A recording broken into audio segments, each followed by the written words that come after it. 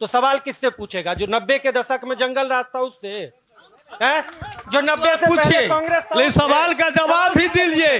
Bus stand के 11 कट्ठा के जमीन पे बोली रणधीर सर अब शांति बनाए, आप रखिए प्लीज।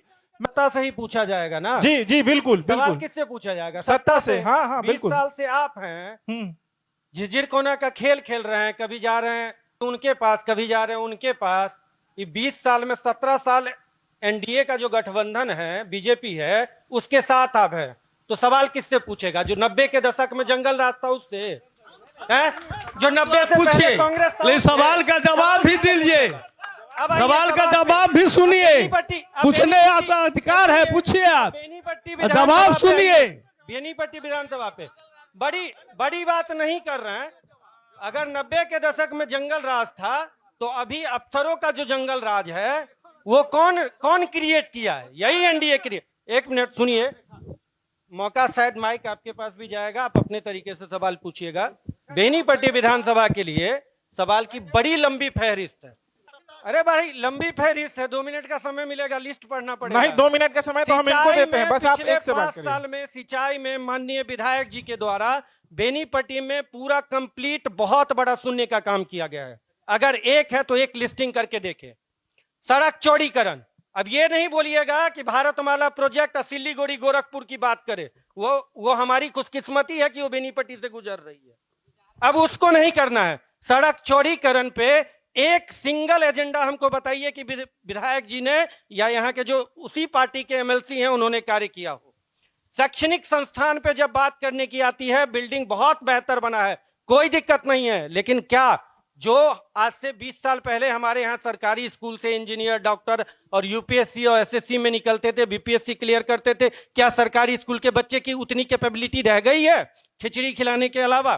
प्रशासनिक भ्रष्टाचार में आइए, चरम इतना है कि 4,000 रुपए से कम में आपका दाखिल खारिज नहीं हो सकता है, तो नहीं हो सकता है। यहाँ के जो बैठे हुए बीजेपी के नेता है वो भी जाकर के बिना पैसे के करवा ले। पुलिसिया भ्रष्टाचार, 1 मिनट सुनिए, पुलिसिया भ्रष्टाचार इतना व्याप्त है कि शराब घर घर बिक रहा है, फोन पे आ जा रहा है। हो सकता है यहां भी 1-2 लोग होंगे जो आए होंगे उस तरीके से, लेकिन शराब पीने वाले को पकड़ा जा रहा है, शराब बेचने वाले को पकड़ा जा रहा है, लेकिन जो अपराधी है उनके तरफ कोई ध्यान नहीं है। सामान्य प्रशासन का तानाशाह का बात बोल दिया।